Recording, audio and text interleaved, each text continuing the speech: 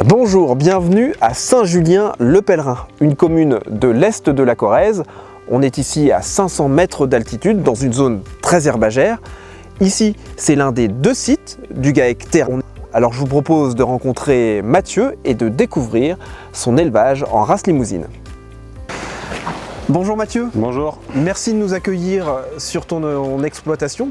Est-ce que tu peux nous présenter globalement ton élevage et ton exploitation? Je crois que tu n'es pas tout seul sur la ferme, il y a aussi ton frère et ton père. Oui, bonjour et bienvenue à vous donc sur le GAEC Élevage Théron. Donc effectivement, on travaille à trois avec mon frère Benoît et mon père Jean-Louis. Donc GAEC a 3 associés avec également 2 salariés. On travaille sur une exploitation qui fait 360 hectares avec 200 vaches limousines. Donc sur ces 360 hectares, on va retrouver majoritairement de l'herbe puisqu'on va dire qu'on est sur un département qui est basé sur l'herbe. On produit quand même 50 hectares de céréales pour l'alimentation du troupeau et on produit également des légumes puisque nous avons 5 hectares de maraîchage en vente directe et 7 hectares de châtaigniers qui sont destinés à faire du marron glacé et de la châtaigne épluchée pour faire du marron. Alors la race limousine, c'est devenu un petit peu une tradition familiale? C'est ça, mon père a été un des premiers éleveurs cantaliens à passer en limousine puisque dans les années 90 il était en salaire, il a décidé de faire la conversion en limousine parce que la limousine elle se travaille en race pure, chose qui n'était pas forcément le cas en salaire. Donc c'était une facilité qui lui a plu à cette époque-là. Et puis du coup, depuis tout petit on baigne dans la limousine, donc naturellement le GAEC a continué au fil du temps en limousine sélection. Qu'est-ce qui te plaît avec cette race limousine?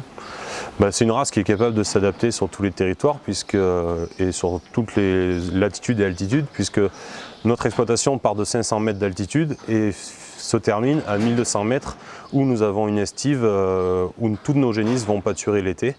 Donc c'est important qu'elle soit en capacité de s'adapter à ces différentes régions pour la simplicité d'élevage. Vous allez les voir de temps en temps, une fois par semaine? Voilà, donc c'est ça, celles qui sont en estive, on va leur rendre visite une fois par semaine, voir si tout va bien. Et généralement, nous n'avons aucun problème. Elles sont vraiment tranquilles, apaisées. Quand on vient, c'est leur visite hebdomadaire, donc elles sont vraiment heureuses de nous rencontrer. Ouais. Alors tu parlais de la capacité d'adaptation de la race limousine. On a quand même juste là à côté une parcelle de céréales, mais globalement ici c'est un système vraiment orienté vers l'herbe. Ah oui, complètement. La céréale elle est là pour nous aider à finir nos animaux à l'engraissement. Mais vraiment la vache, enfin le veau il va naître au champ, il va y passer les 2 tiers de sa vie, puisque hormis l'hiver qui dure du 15 novembre au 15 avril, les vaches pâturent dehors. Alors là, dans cette ration, qu'est-ce qu'il y a concrètement? Mais là, du coup, dans cette ration, donc ça c'est la ration des broutards. On va retrouver du foin de luzerne qu'on produit sur l'exploitation, de la paille qu'on produit également sur l'exploitation, un peu d'enrubanage, du blé et un tout petit peu de soja, puisque sur 1 tonne d'aliments, il va y avoir à peu près 80 kg de soja non OGM incorporé dans cette alimentation. Donc on voit vraiment que finalement tout est produit sur l'exploitation, quasiment tout, puisque hormis le soja, tout est produit ici. Et c'est bien pour valoriser tout ce qu'on a sur l'exploitation, l'herbe, le blé, la paille, et tout ça, c'est bon pour notre portefeuille, j'ai envie de dire. Tu achètes uniquement le soja à l'extérieur? Voilà, le soja, c'est notre seule dépense du post-alimentation. J'ai oublié aussi de rajouter un tout petit peu de vinasse de betterave, c'est simplement pour donner cette appétence à l'aliment. Alors c'est bien l'autonomie alimentaire, c'est l'air du temps, et ça se traduit comment économiquement? Alors économiquement, on s'y retrouve puisque en bon cantalou, en bon auvergnat, j'ai envie de dire, le premier euro économisé, c'est celui qui n'est pas dépensé. Et ça, pour nous, c'est la clé, on va dire, c'est la clé de voûte de notre exploitation, c'est l'autonomie. On va dire que aujourd'hui, pour alourdir des broutards à 400 kg en aliments du commerce, on serait plutôt autour des 2 euros, 2,50 €. Nous, on va tourner à 1 euro, 1,20 €. Et au niveau du GMQ, ça donne quoi concrètement? Alors, ça dépend comment on parle, mais par exemple, sur des animaux à 210 jours, on va être sur des GMQ en mâle à autour de 1,4 kg, 1,5 kg. Donc c'est à peu près ce qu'on avait avant, et c'est notre objectif, quoi. Et ces animaux, ils sont commercialisés comment? on va dire que 90% font du label rouge, puisque les 10%, on va dire que c'est les vaches qui ont plus de 10 ans, donc qui elles passent en circuit traditionnel, plutôt on va dire boucherie hors label rouge. Les mâles, donc on sélectionne les meilleurs qui iront faire des taureaux, donc on va dire que ça représente entre 15 et 20 taureaux par an. Les autres partent pour la Grèce, l'Italie ou l'Algérie, donc en broutard. Et puis dernièrement, on s'est mis à faire du mâle castré. Donc on va castrer une trentaine de bœufs pour faire du bœuf de Chalosse. Donc on revend à des engraisseurs qui, eux, feront du bœuf de Chalosse. Et la race limousine, elle permet de s'adapter rapidement? Ah bah complètement, la race limousine, aujourd'hui on veut faire du broutard 300 kg, vous pouvez. Demain on vous demande des animaux, des broutards de 450 kg, ben, vous les gardez 2 mois de plus et vous les avez. C'est vraiment une race, il y en a pour tous les goûts et pour toutes les productions. Et c'est vraiment, je trouve que c'est la bonne race pour produire de la viande de qualité. Eh bien, merci beaucoup Mathieu. Maintenant, on va faire le point sur l'historique et les effectifs de la race avec le président de l'OS Limousine.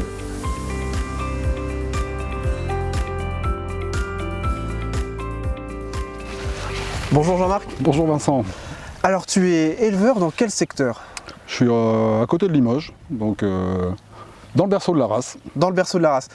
Et donc éleveur et aussi président de l'OS Limousine. Oui, oui, tout à fait. Alors, où on en est des effectifs de la limousine en 2022? La limousine en France actuellement, c'est 1 100 000 mères, 100 000 vaches, avec une évolution très, très favorable depuis les 30 dernières années, et une stabilité actuellement par rapport au contexte qui est un petit peu en diminution dans l'élevage allaitant français. Comment s'organise le schéma de sélection? Le schéma de sélection limousin actuellement, c'est à peu près 200 000 vaches, dont 150 000 vaches qui sont au contrôle de performance. En race limousine, c'est essentiel. Tous les adhérents du Airbook, actuellement, c'est 1400 éleveurs qui représentent 90 000 vaches. Ils ont tous l'obligation d'être au contrôle de performance. Ça, c'est la première chose. Ça permet de travailler avec des données très fiables et des données vraiment saines pour pouvoir travailler correctement. Voilà la base du schéma limousin. Le but de notre schéma, c'est pas compliqué, c'est d'avoir une vache rentable et simple à mener pour les éleveurs. Actuellement, nous avons des cheptels qui sont en phase d'agrandissement. Donc le but, c'est vraiment d'avoir une vache simple à conduire. Voilà la philosophie de base de notre schéma limousin. Alors ça se traduit comment en chiffres? Le point central de notre schéma de sélection, c'est la station nationale de l'anneau, qui passe 500 taureaux tous les ans, 500 jeunes mâles, qui viennent des 4 coins de l'Hexagone. Donc la limousine est implantée sur tout le territoire français. Donc ils viennent là, ils sont évalués pendant 5 mois. Et surtout, l'insémination vient choisir ces taureaux à l'entrée de la station. Ce qui permet à l'insémination, donc Créalim, le schéma d'insémination, de venir choisir les meilleurs mâles, de les tester sur leurs qualités propres et puis sur les qualités de leurs filles par la suite, et les qualités de leurs mâles également. Parce que le but de la limousine, c'est vraiment de travailler à la fois sur les qualités maternelles et les qualités bouchères. On est peut-être un peu prétentieux en limousine, mais on est convaincu qu'on peut travailler sur les deux aspects en même temps, une fois de plus pour offrir la race la plus rentable possible aux éleveurs. Est-ce qu'il y a une orientation particulière sur des aplombs, sur des facilités de vélage? Quels sont les critères principaux? L'ensemble des critères. Actuellement, effectivement, on travaille plus spécifiquement. On a travaillé très récemment sur la qualité des mamelles, mais au niveau de tous les éleveurs, avoir des tests génomiques pour pouvoir travailler en amont sur les qualités maternelles. Quand vous mettez un taureau à la CI, savoir si ces filles vont avoir des mamelles intéressantes, faciles à téter pour les veaux. Ça, c'est un élément. Et une fois de plus, on essaye vraiment de travailler sur tous ces critères. La facilité de vélage, c'est une des qualités de base de la limousine, c'est pour ça qu'elle a connu une expansion très importante. C'est quelque chose qu'il faut qu'on maintienne. C'est pas parce que la limousine a cette qualité de base dès l'origine qu'il ne faut pas continuer à la travailler et à la garder. Le problème numéro 1 qu'on a en race limousine, c'est qu'on a des productions qui vont du veau sous la mer. Il y a un veau qui doit être fini prêt à 5 mois, en Corrèze, c'est la production emblématique de la Corrèze. Ça passe évidemment par le broutard, qui part souvent se faire engraisser ailleurs ou même en France maintenant. Le taurillon lourd souvent, et puis ça peut aller jusqu'au bœuf de 4 ans. Donc quand une même race doit remplir tout ce panel de production, il faut vraiment des critères de sélection très efficaces. Voilà, et c'est notamment, je vous dis, grâce à cette station de l'anneau, qui est la pierre angulaire du schéma, qu'on arrive à satisfaire l'ensemble des éleveurs. Ici, chez Mathieu, on est dans un système herbe. C'est le système idéal pour la limousine? C'est le système idéal pour l'éleveur. Les éleveurs ont des systèmes très très différents. La plupart des éleveurs limousins ont quand même des systèmes basés énormément sur l'herbe, voire 100% herbe pour certains, qui cherchent vraiment la simplification à l'extrême. Et la limousine, évidemment, est l'animal type pour valoriser la pousse de l'herbe. La présentation que nous a faite Mathieu, effectivement, tout à l'heure, prouve que c'est vraiment la qualité de la limousine, de valoriser cette herbe. Et en moyenne, au niveau de l'engraissement, GMQ, qu'est-ce que ça donne? En taurillon classique, moyen limousin, entre la naissance et l'abattage, il est entre 1500 et 1600 grammes, avec des performances au moment de la phase d'engraissement pur qui vont jusqu'à 1800-2000 grammes. Alors c'est quoi une belle limousine? On va aller en voir tout à l'heure, regardez, il y en a derrière nous, on va aller voir. La belle limousine, c'est une limousine qui a un joli bassin, très carré, parce que derrière les performances de reproduction sont essentielles également. Une vache qui est équilibrée dans ces deux lignes, c'est-à-dire qu'il y a à la fois de la profondeur de poitrine pour pouvoir respirer, de la profondeur de grasset pour pouvoir bien manger, pour pouvoir être très autonome à l'herbe. Et puis après on peut aller voir en détail autour d'animaux si vous le souhaitez. Eh bien on va aller retrouver Mathieu et puis on va découvrir avec lui des animaux qui correspondent selon lui aux standards de la race. On va aller regarder ça.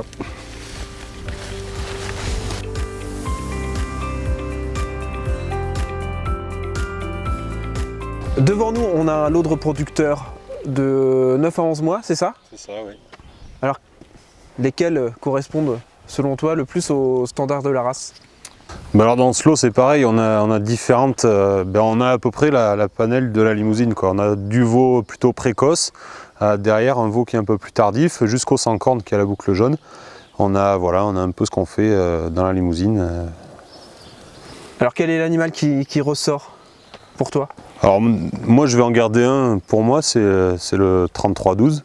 Je trouve de par ses origines c'est celui-là qui m'apportera le plus. Et les autres, ils seront mis en vente pour différents éleveurs. Et qu'est-ce qu'il a de particulier, le 3312? Alors je trouve qu'il est assez fin d'os, il a un bon arrondi de culotte, il est plutôt long, tout en sachant que c'est le plus jeune. Et puis, de par ses origines, je sais que c'est celui-là qu'il me faut, quoi. Jean-Marc, même verdict? Moi je dirais qu'il n'y en a pas un. Que tu me demandes d'en désigner un. C'est le limousin idéal? Non. Comme on vient de dire, il y a plusieurs types de production. Il y en a un qui sera extra pour un gars qui par exemple du veau sous la mer ou un peu plus tardif. Et il y en a un autre, un autre éleveur va dire ah non celui-là ne me convient pas, il ne sera pas assez grandissant. Il y en aura un autre dans le lot, j'en ai déjà repéré un autre, qui sera un peu plus grandissant et qui mettra de la viande un peu plus tard. Donc c'est pas facile dans la race limousine. On disait tout à l'heure qu'il y a plusieurs productions à satisfaire. Donc c'est pas facile de dire c'est celui-là. Très bien, je vous propose maintenant d'aller découvrir un lot de femelles dans un îlot un petit peu plus loin. On y va.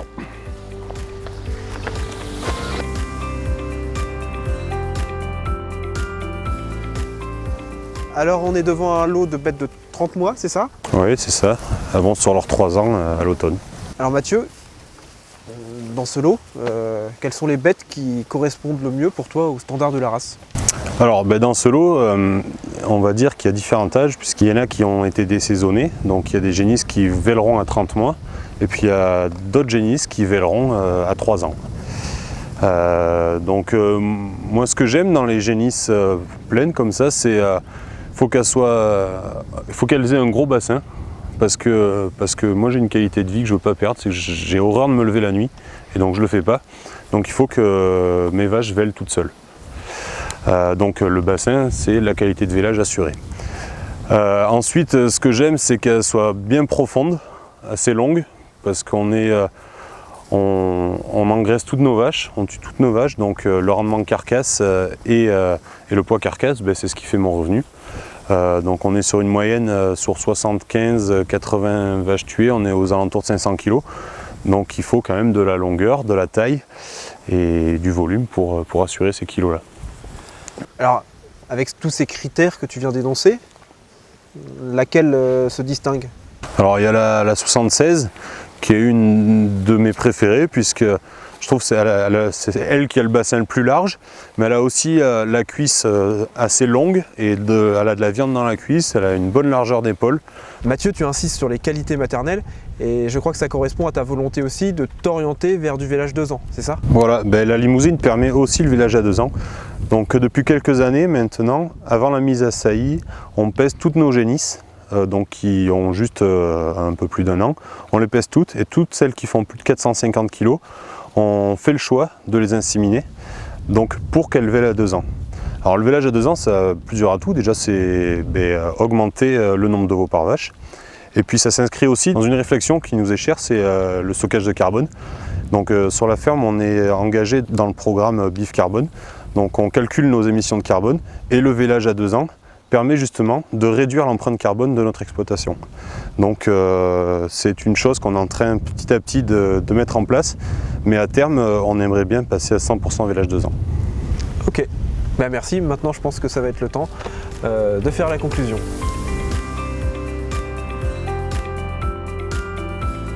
Nous arrivons au terme de cette visite d'élevage. On va retenir 4 points.